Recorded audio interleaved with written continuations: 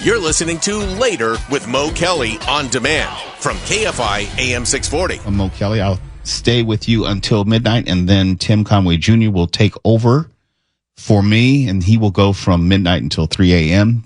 Then Neil Saavedra will pick up from there from 3 to 5 a.m., and then Amy King and the regular programming of KFI will continue at 5 a.m.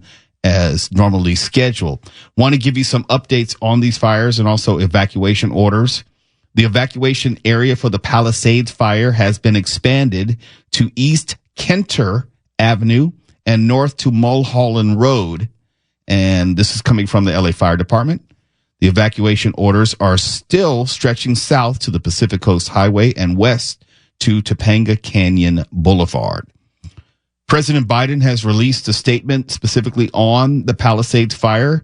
It reads as follows, quote, I am being frequently briefed on the wildfires in West Los Angeles. My team and I are in touch with state and local officials, and I have offered any federal assistance that is needed to help suppress the terrible Pacific Palisades fire.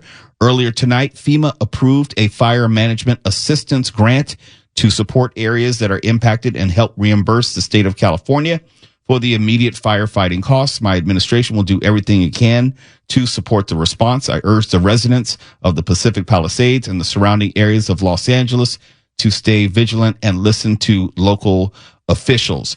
Also, there are reports, we are working on them, that there is a fourth fire which has started in the Pasadena area, which is being referred to as the Burt Fire. And at this point, it has consumed 2 acres. But with that in mind, there are mandatory evacuation orders which have expanded into Pasadena, and they've been issued for parts of Pasadena.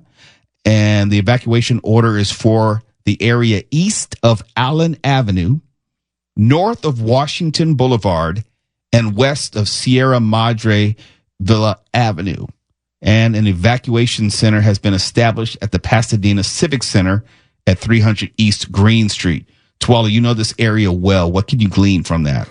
That the fire danger is widespread because those streets that you've named are pretty spaced apart. This is a wide area. And if they're saying that the orders are for anything within those areas, then this is wider than we can even see sitting here looking at these televisions. Them opening up the Civic Center as an evacuation center is absolutely perfect. Plenty of parking, plenty of space.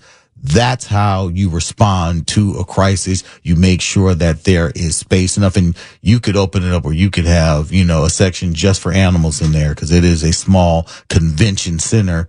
And that at least fills me with some hope. I know my mother's like, I don't want to go to the evacuation center. I'm going to just go get a hotel. And I'm like, okay, well, as long as you're out of the area, that's fine. Look, we can't tell our parents anything. They don't listen to us. We'll never be grown to them. No. Never.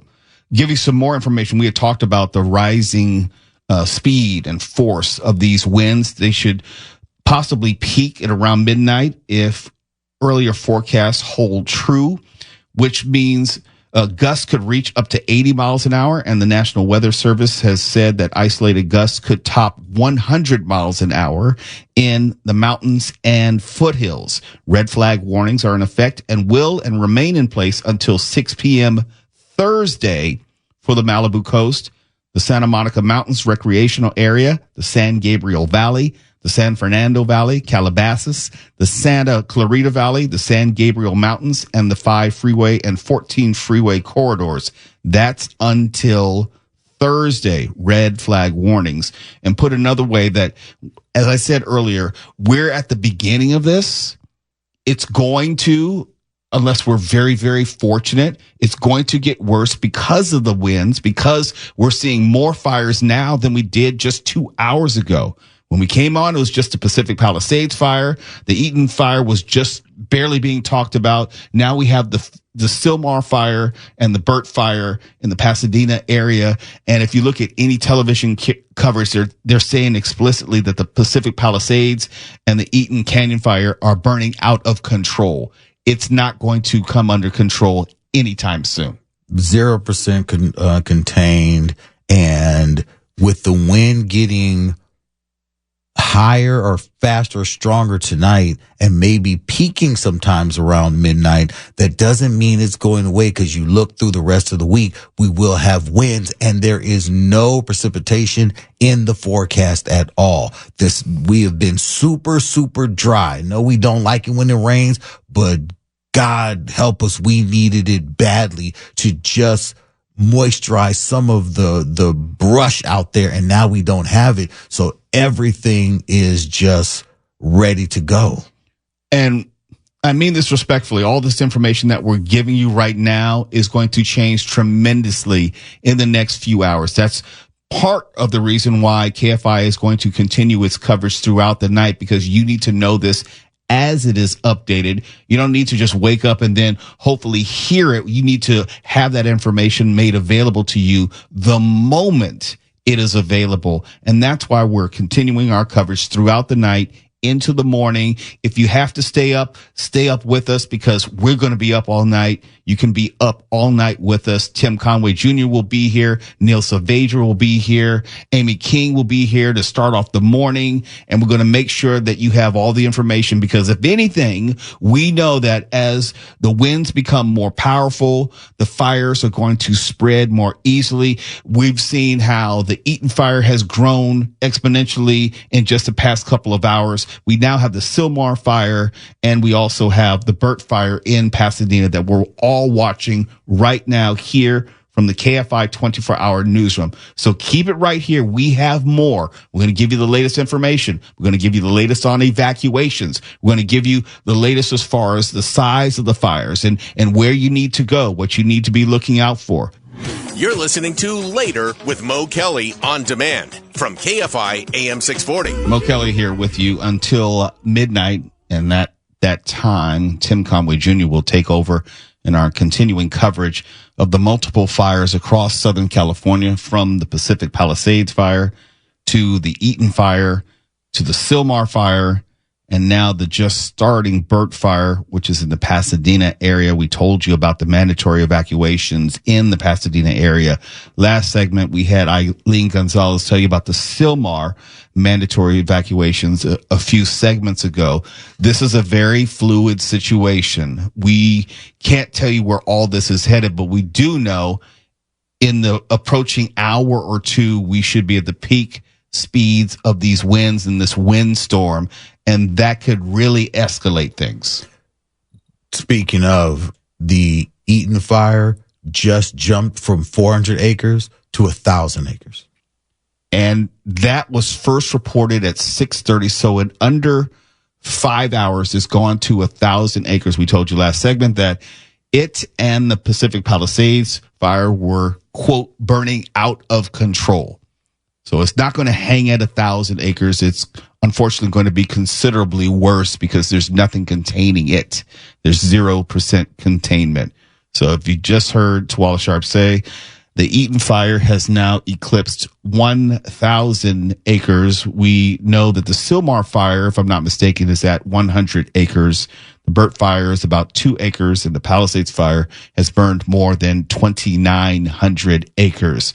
And you may wonder, how does Los Angeles County manage to spread its resources around to these fires? And it's an interesting question, because we have finite resources, and who is responsible for all these resources? Well, LA County Board of Supervisors. We talk about the LA County Board of Supervisors and what their responsibilities are. It's moments just like these. It's not the city of LA.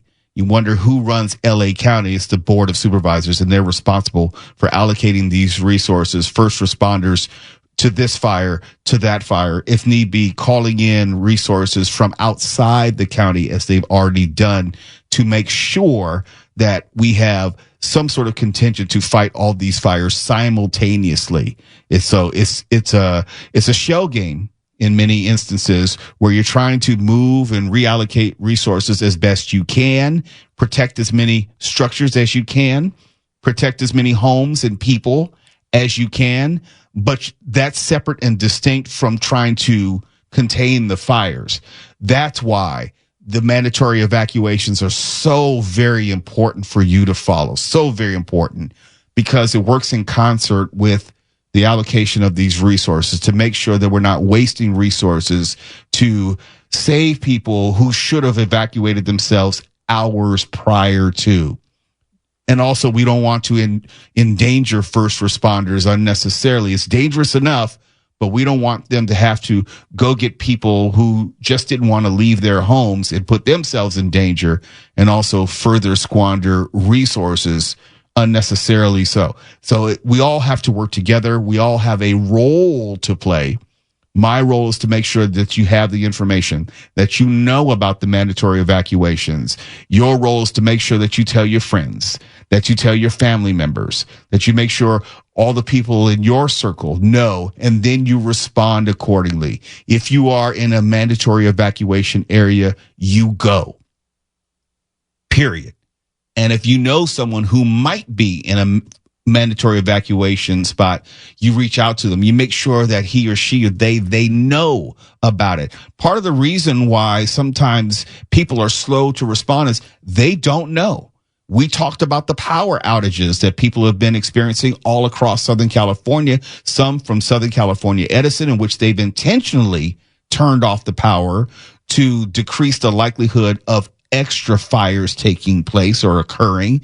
And then you have the outages, which are a result of the fires and the damage that it has caused. All these things are things that we have to be mindful of. And that partially was my conversation with LA County Board of Supervisor, Lindsay Horvath earlier this evening. We got her on at a moment's notice so we could find out what was her recommendation for residents of Los Angeles County within her district and beyond, and also what we should expect in the coming hours and days. So let's listen back to my conversation with LA County Supervisor Lindsay Horvath. So joining us on the show right now is LA County Supervisor Lindsay Horvath, who's going to give us the latest. Supervisor, what bringing her up? Supervisor Horvath, thank you for joining the show under short notice. Let me just get out of the way and let you address the KFI audience as far as what they need to know right about now. Absolutely. We are under evacuation orders. Close to 10,000 people are under an evacuation order. About 4,700 homes are under that order. And even more are in the evacuation warning area. We know that these orders are very important in order to keep not only the residents themselves safe. Obviously, we want to keep everybody safe and not have any casualties, but we also want to make sure that our frontline firefighters, law enforcement, emergency personnel who are working to keep people safe, get this fire contained, and protect people's neighborhoods and property, that they're staying safe too. So the most important thing people can do is follow the evacuation orders that are being issued and take these orders very seriously. I know that there's a lot of information which is flowing from a lot of sources and different origin points. Do we know when there's going to be an updated media advisory where we'll get a press conference and have some sort of better understanding of where we are? Is that going to be tomorrow morning at this point? Yes. So we had one at 4 p.m., but we know that the worst of the winds haven't yet hit us. So from 10 p.m. tonight to about 5 in the morning is going to be the worst of it. So we intend to have a press conference at 8 in the morning, and that will be, that's what the current plan is. But of course, given the conditions that are yet to come, we'll have to contend with that throughout the night and make that determination at that time. But that's the plan right now. We know that the LA County supervisors, the Board of Supervisors, they're responsible for the allocation of resources in moments just like these. We know that there is another brush fire which is growing in Eaton Canyon right above Altadena. I don't think that is in your area of responsibility, but just how do the LA County Board of Supervisors, how do they manage situations like these? Yeah, so I did text a little bit back and forth with Supervisor Berger when I heard her district was also impacted through this Eaton fire, and it is growing. We have a lot of training that we do throughout the year in our district. We host community events for emergency preparedness to make sure that people know at a time of emergency, should your power go out, should your cellular connection be down, should your internet be down, how do you access information, how do you stay informed, and how do you make sure that you're staying safe? Because when the emergency hits, you're thinking about all kinds of other things. So the best thing that you can do is be prepared. That being said, we know a lot of this information doesn't really hit folks until a situation has come to them that requires them to be paying attention. And so there are a lot of people today for whom this felt like a surprise, even though, late last week, the National Weather Service was already informing us that the confluence of conditions that we're seeing, which create the PDS circumstance that we have been on alert now for several days from the National Weather Service. This is the set of conditions that is puts people at high risk, and so we need to make sure that people know how to access that information, how to stay informed, and then in this time of emergency that they are able to follow those evacuation orders and stay in communication to stay safe. I'm not going to hold you long. I just want to ask you this one other question, and you may not know the answer to this, but I feel compelled to ask anyway. Do you know if resources have been called in from outside the state, like Arizona or Nevada, to also help in this endeavor? Well, what I do know is the governor shared this afternoon that he spoke with the president, who is also in my district tonight, actually, that the federal government has issued authorization for vehicles that are essential to fighting this fire and its complexity. So, some of the tools, some of the vehicles that need to be called upon are not resources that LA County has in its possession, but we ask for them at a time like this. And in this case, the state resources, the governor declared a state of emergency, and so all state resources are available. There were resources from Northern California that were deployed in Southern California, just in the area over the weekend. So we have been in preparation. We are calling on resources from far and wide. All hands are on deck. City, county, state, and federal government are all working together to put our best foot forward and make sure we contain this thing and keep people safe as best as possible. So the most important thing at this time is partnership, and the way that people can be a partner to our first responders right now is heeding those evacuation warnings, because it not only keeps the community safe, but it also keeps our first responders safe.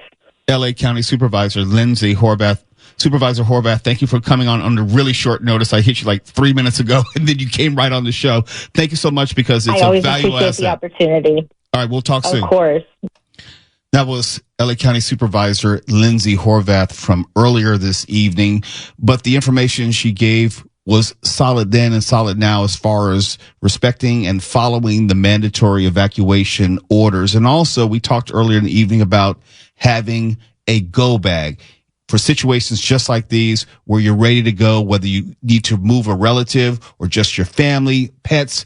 We're going to talk about that again when we come back. KFI AM 640, our live continuing coverage of all the fires across Southern California is ongoing and will be all through the night, so you need not miss anything. You're listening to Later with Mo Kelly on demand from KFI AM 640. We're still live everywhere on the iHeartRadio app as we continue to follow the events of not only Pacific Palisades, but Eaton Canyon, Sylmar, and Pasadena, from mandatory evacuations to the total acreage which has been burned. We told you last segment that the Sylmar fire has now eclipsed 100 acres. The Eaton Canyon fire, or just the Eaton fire, has eclipsed more than 1,000 acres.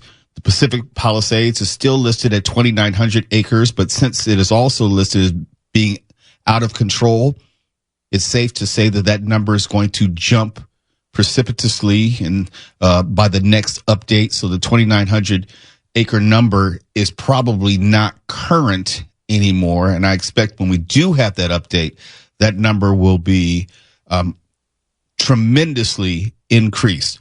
But it got me thinking, and hopefully it got you thinking again as well, as we talk about these mandatory evacuations or preparing to evacuate. A lot of that preparation is prior to the actual emergency, where you have this thing called a go bag. We talk about movies all the time. And in the movies, You know, you have the secret agent. They always have a go bag, and they're ready to go at a moment's notice, where they have certain documents, they have money, they have little things that they may need to leave at a moment's notice. And it's actually instructive as far as good practice for you and me, just in case that there's an earthquake, just in case that there's a fire or some other emergency or natural disaster where you may have to leave or transport someone like an elderly relative or someone who may be partially incapacitated, who may not be able to easily move from one place to another. You have a go bag with the essentials such as medicines or maybe a backup pair of glasses, change of clothes, obviously water. You can leave at a moment's notice and get you or your family to safety. And sure enough, today was one of those days where everyone is probably thinking about, you know what? I maybe need to put a go bag together. But what else needs to be in a go bag other than just some of the essentials that we may think of the top of our heads? Of course, we may think of medicines, but there are other things that we can put it in as well.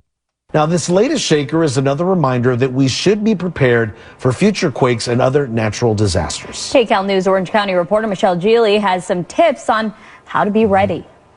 First aid kits, we have bandages. When the ground shakes in Southern California, it's a reminder to get ready for an emergency. Experts say one of the easiest things to do is pack what's known as a go bag filled with essentials. You may lose a lot of stuff in an earthquake. To have that go bag ready to go, whether it's in your car, whether it's at your bedside, could be a matter of life and death for you and your family. Flashlight. The idea is to have it stocked with supplies to get your family through the first 72 hours and readily available in case of an earthquake. Batteries and multiple batteries, different sizes properly to go with different things. You want to have a drinking supply of water, non-perishable, that can last you up to 3 days, including food. We do have meals that are ready to eat. You can buy these at various stores, or other type of dry goods that will last, basically. Medical supplies in a first aid kit and a tourniquet, a whistle, and a pocket knife. Last but not least. So a good old adjustable wrench. This is for many opportunities to turn off a gas leak in your home, a water leak, or anything else from either inside or outside. You want to know where those valves are. A gas leak can be just as dangerous after the earthquake. Lee Kaiser will mobilize with dozens of other Orange County officials here at the Emergency Operations Center in Santiago Canyon when a major earthquake hits to guide the disaster response.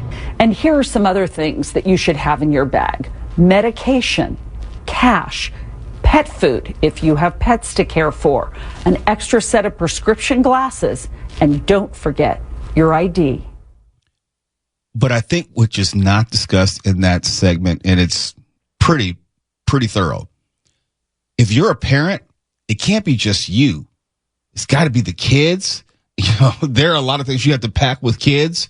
You have to pack with parents. Twala, you can tell me better than anyone. You know, if a go bag is a little bit different when you're dealing with kids. Yeah, you have to already have their bag ready to go. You cannot allow them to come in and pack their bag. No. Because they will come out with their entire bedroom. And that's like not a go bag. It's not funny, but it's funny. Yeah, that's what they will do. And you have to, like in my trunk for the longest time, and I actually took them out this evening because my children are with me. But in my trunk, I carry 2 ready to go bags of clothing, of any meds I know they may need, like, you know, Tylenol, things like that. I update it all the time. And that's what I have in the trunk. And I always tell my kids, this isn't stylish clothing. This is clothing that, you know, functional. In a moment, you can wear it. It'll air out. You can turn it inside out. You'll be fine for a few days. But we have go bags, and that is inspired, I think, from a conversation we had maybe 10 years ago on the Mo Kelly show, talking about have a go bag ready to go. Yes. We've been talking about this for a while. Yeah. My go bag, and I'm glad you said it, it's something that you should do, but you also have to update it. You have to update some of the things which are in the bag. Like I freshen up, I exchange out the water maybe once a year, something like that. I got water in the car.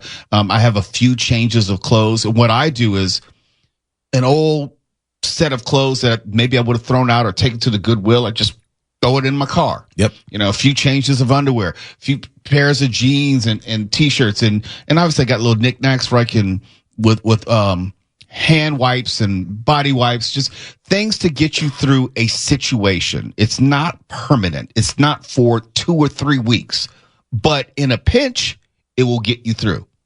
And you always have to be mindful of not only you, but anyone else, be it kids or an aging parent. I was talking about this with Stefan earlier this evening, where we have had some conversations about you have to think beyond yourself. If I needed to get to my mother, if need be, in a situation just like this, it would be very difficult because she's 33 miles from where I am right now. My sister, my older sister, she's closer. But those are the conversations you have to have in advance before a moment like this, because you may look up and the roads are shut down, which we're seeing today. The power may be out, which we're seeing today. And that thoroughly complicates any plan you may have thought you had. Something to think about. Think about it now, because a lot of people are losing their houses, and it doesn't have to be you. Plan in advance so you don't have to think about certain things when it becomes an actual emergency. KFI AM 640. I'm Mo Kelly. I'll be with you for one more segment, and then I'm going to turn it over to Tim Conway Jr., who's going to go from midnight until 3 a.m. Then Neil Saavedra is going to pick it up from there from 3 a.m. to 5 a.m. And then Amy King and regular programming will pick it up at 5 a.m. The point is, we're not going anywhere. You're not going to miss out on anything. We will have the latest information regarding the mandatory evacuations for all the fires. I'm talking about Pacific Palisades, the Eaton fire, the Sylmar fire, which is now eclipsed 100 acres, and the burgeoning Pasadena fire, the Burt fire, which they're calling it. We're going to have all that information because you need it as well. You're listening to Later with Mo Kelly on demand from KFI AM 640. Mo Kelly here. Be with you for one more segment, and then the incomparable Tim Conway Jr. will take over for a second stint. No, you heard that right. Tim Conway Jr. was on from 4 to 7 p.m. today, and then I came on, and now he's going to take over for me at midnight, and he'll go all the way to 3 a.m. And as I said, then we'll have Neil Saavedra from 3 to 5. And then Amy King in our regular schedule will pick up at 5 a.m. And you may wonder, well, why is KFI going wall to wall with this? Well, because we have a responsibility to you. And there's also this. Let's not forget, even though KFI is in the community, we're also of the community. What you may not know is a lot of people, when I say a lot of people with KFI, from on-air hosts to news people to producers, are going through exactly what you're going through right now. They're having to evacuate their homes. They're having to move relatives. They're having to get pets and their needs together, and trying to find some way to navigate this moment. It's not just you. It is all of us. We, as they say, are all in this together. We talked about the Palisades fire. More than 2,900 acres burned. 10,000 homes which have been threatened. Dozens have been destroyed. We've talked about the Eaton fire, which has eclipsed more than 1,000 acres in just a few hours. And now all the mandatory evacuations connected to that, and we'll have that over the course of the next few hours as well. We will keep giving that to you. And also the Sylmar fire, which is now more than 100 acres, and it's going to grow. You could probably listen right now outside your window.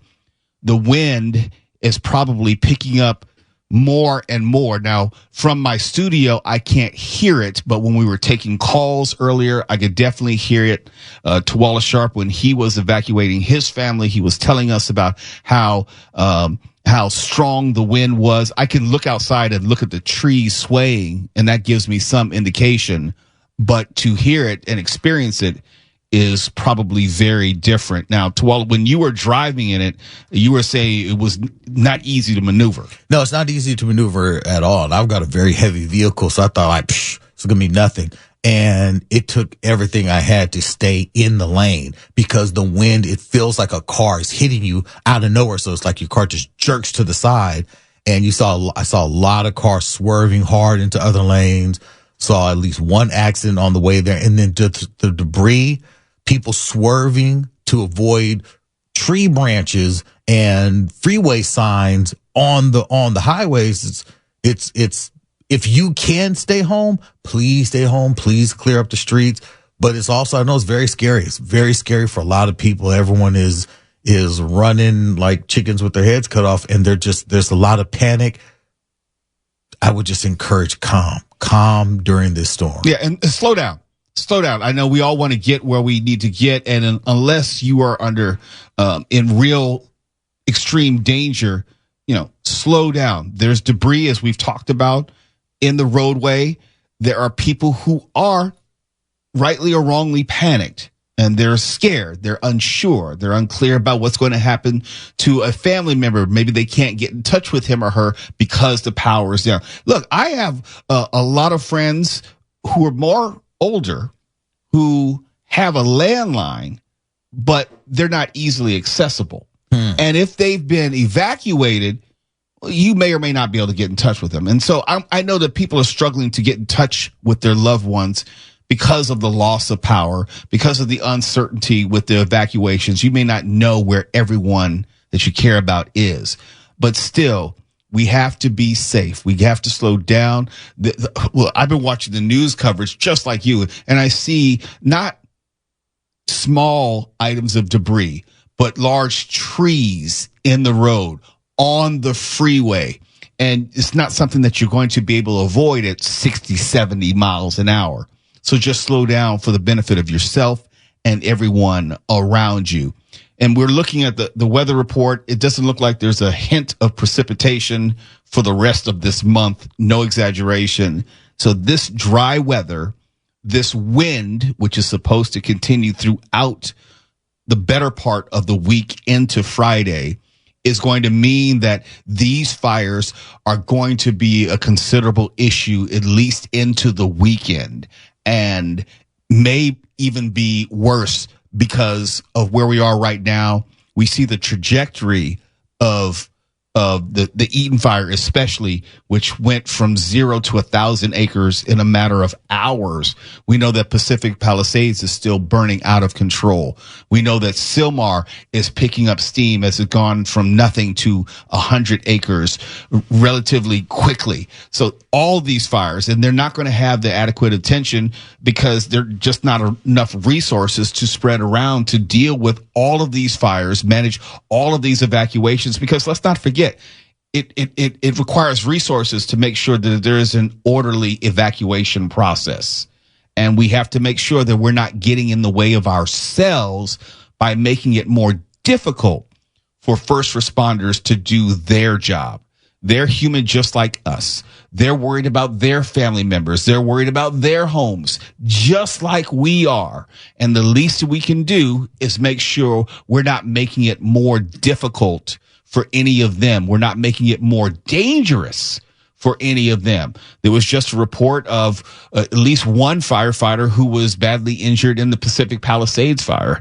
Let's not lose sight of the danger that they are running to right now in all these fires. We may have the luxury, and I mean that respectfully, the luxury of evacuating and running away and trying to get to safety, where their job, they're waking up and they're going to the fire. So let me just say this. Thank you to all those who are risking their lives to save our homes, our neighborhoods, our lives, when they don't even know any of us. This is something they've chosen to do. This is their calling.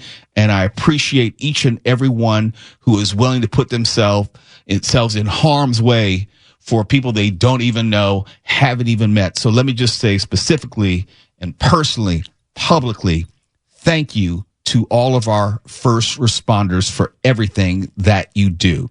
Coming up next will be Tim Conway Jr., who will be taking over for me. And then at 3 a.m., Neil Saavedra. And then at 5 a.m., Amy King. So we will keep you covered throughout the night. Be safe, be smart, and we'll talk soon. KFI AM 640. We are live everywhere on the iHeartRadio app. No matter which way the wind blows, KFI News is on it. KFI.